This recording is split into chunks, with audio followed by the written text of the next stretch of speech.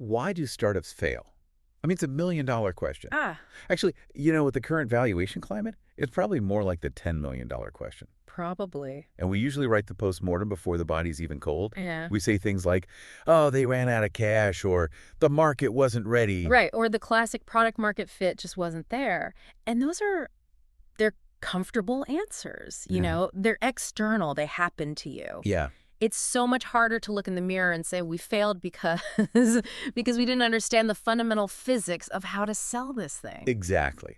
And that is the uncomfortable truth we are really unpacking today. We're doing a deep dive into a text called The Founder-Led Sales Playbook.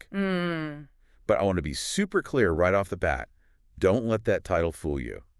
This isn't just for the person with founder in their bio. Not at all. If you're a sales leader, a hiring manager, an executive trying to figure out why your numbers are flatlining, even though you have a great product, this deep dive is, well, it's squarely for you. Yeah, the source material here is really a guide to misconceptions. It's a mirror for leadership.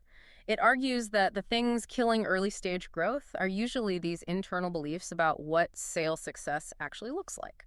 And the biggest belief, the one that kind of starts this whole mess, is what the playbook calls the used car lot mentality. This is the core tension. It really is.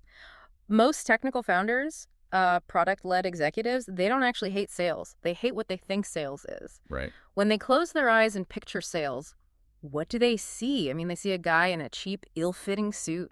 They see high-pressure tactics, feature dumping. The classic, what do I have to do to put you in this 2014 Honda Civic today kind of vibe. Exactly that vibe. It's Yeah. extraction, it's manipulation. And because that image is so repulsive to a product-focused founder or, an ethical business leader, they treat sales like this necessary evil. They approach it with an apology in their voice. Or even worse, they try to hand it off to someone else as fast as humanly possible so they don't have to get their hands dirty. But this is where the source gets really interesting. It argues that this mindset, this get it away from me attitude, is the actual root cause of failure. Right.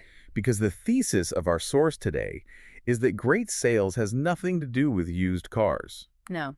The text puts it very simply. Great sales is just great problem solving. And if you're a founder or a leader, you are probably already a problem solver. That's why you started the company in the first place. Exactly. So the mission of this deep dive is to completely reframe that mental model. We need to move from sales as manipulation to sales as diagnosis. I love that shift, but let's play devil's advocate for a second. Problem solving sounds nice and safe. It sounds like something we can put on a slide deck. Sure. But eventually, money has to change hands. Yeah. You do have to close.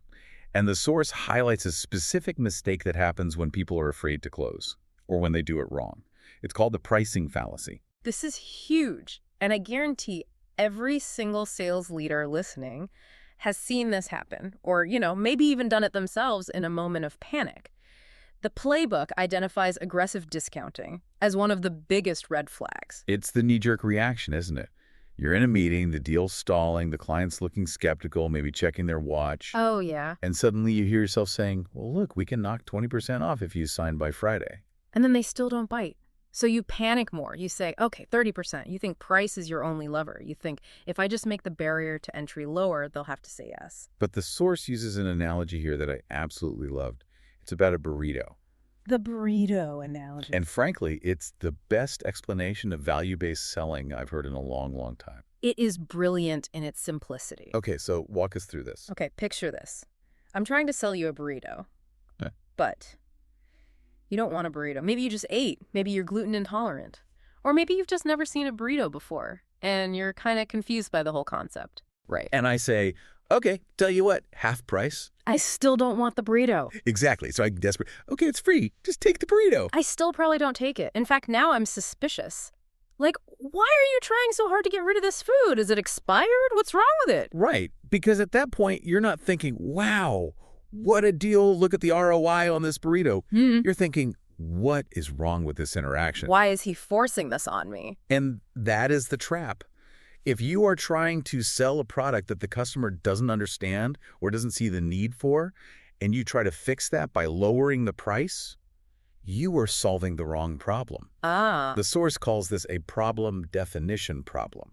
not a pricing problem. That is a critical distinction. So Right. what does this actually mean for a sales leader listening who isn't selling burritos, but is selling, say, a $50,000 SaaS platform? It means that if you or your team are talking about price before the customer deeply understands how your product helps them win, how it solves their specific pain, you have skipped the sale entirely. Value has to precede price. Always. If the value isn't clear, the price is completely irrelevant. That's a tough pill to swallow, though, because discounting feels like action. It feels like you're doing something to save the deal. It feels like action, but it's actually destruction. You aren't just losing margin, you're losing data. How so? Let's say you discount it heavily and they do buy. Now you have a customer who bought because it was cheap, not because they valued the solution. They are going to churn. They're going to complain. You have a false positive in your sales data. You're cheapening the solution. And this leads us right to the second big point. The vibe of the interaction itself. If you think sales is about convincing people, like twisting their arms, you're going to come across as pushy. But the source argues that good sales, true sales success, doesn't actually feel like sales at all. Think about the best buying experience you've ever had. Not, buying a pack of gum, but a significant purchase, maybe a house or a complex piece of software. The source describes this perfectly. It usually looks like this. You have a problem. You go engage an expert. They listen to you. And I mean, they really listen. Right. They ask questions that help you clarify your own thinking. They get your context. And then finally, they propose a solution. And you pay them happily. And that's the key word, happily. That interaction was sales. It was a transaction. Money moved. But because it started with listening and understanding, it felt like a partnership. Yeah, it felt like someone helping you think clearly, not someone trying to reach into your pocket. The source has this great line. It says, the irony is that the better the sales experience, the less it registers as selling at all. That's the actionable advice right there for our listeners.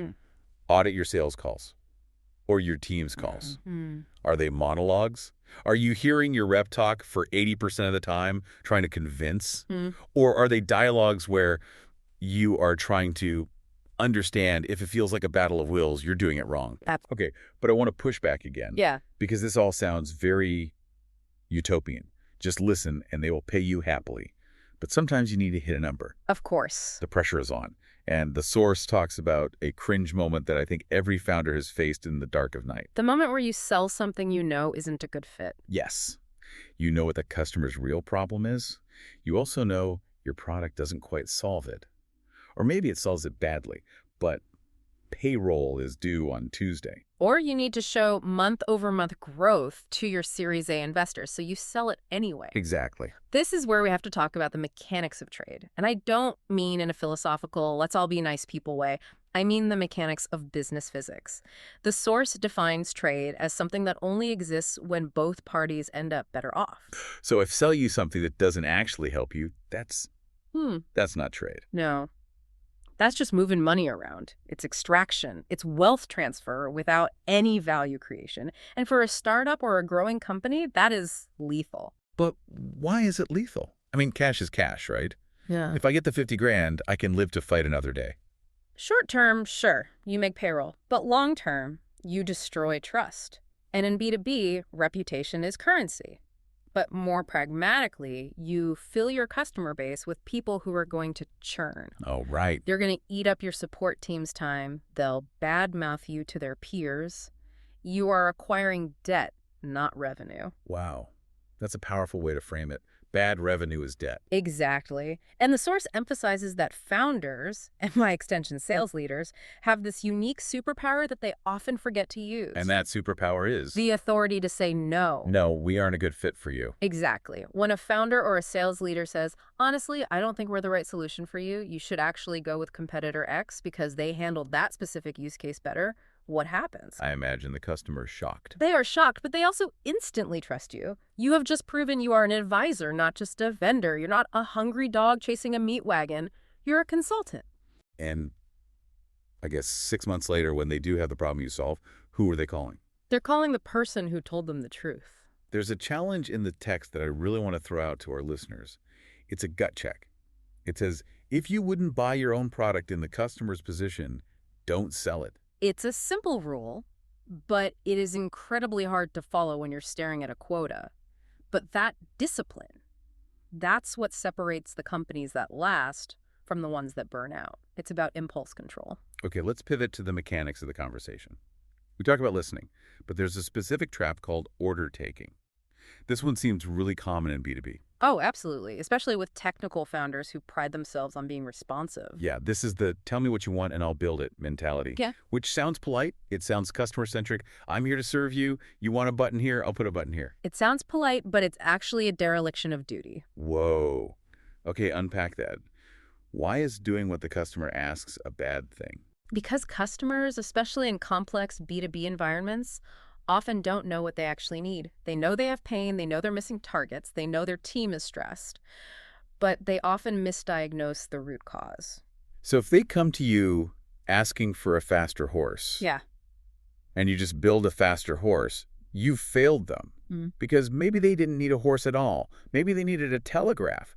Your job isn't to take their order. Your job is diagnosis. Right. You need to be like a doctor. A medical analogy. I like this. A patient comes in and says, my arm hurts, give me painkillers.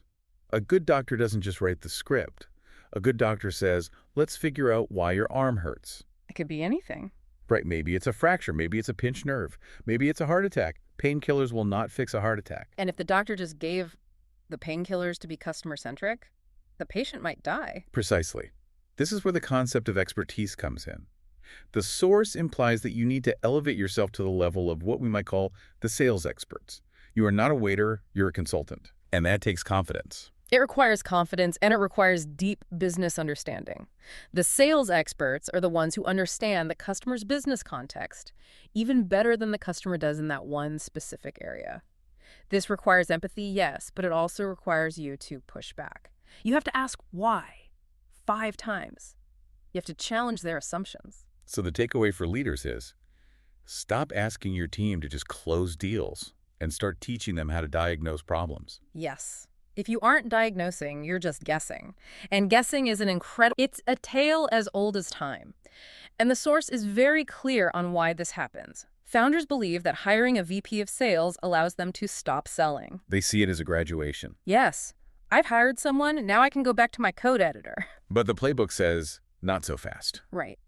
The reality check here is that sales leaders, even the really good ones, are generally great at scaling proven systems.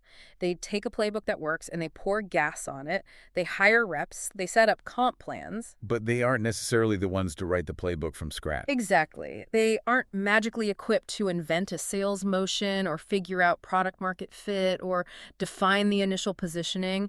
That is founder work. That is 0 to 1 work. So if you hire a VP too early, before you figured out how to sell the thing yourself. You're hiring a mechanic to drive a car that hasn't been built yet.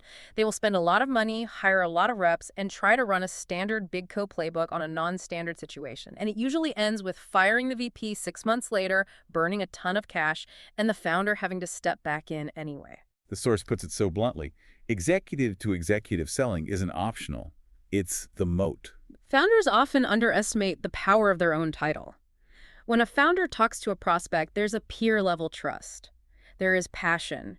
There is a deep product knowledge that a hired gun just won't have yet. You can't delegate that. Not until you have a system that is repeatable. There's one final hurdle the source mentions that holds people back from this deep involvement, and that's the fear of consulting. Ah, yes, the service trap. The idea that if we do anything custom, we're a service business, not a product business. Yeah. And investors hate service businesses. Right. They want pure sauce margins. We need to be a platform and no bespoke work. And that's generally true at scale. Mm-hmm. But in the early days, the source argues that consulting is actually just damp learning disguised as paid work.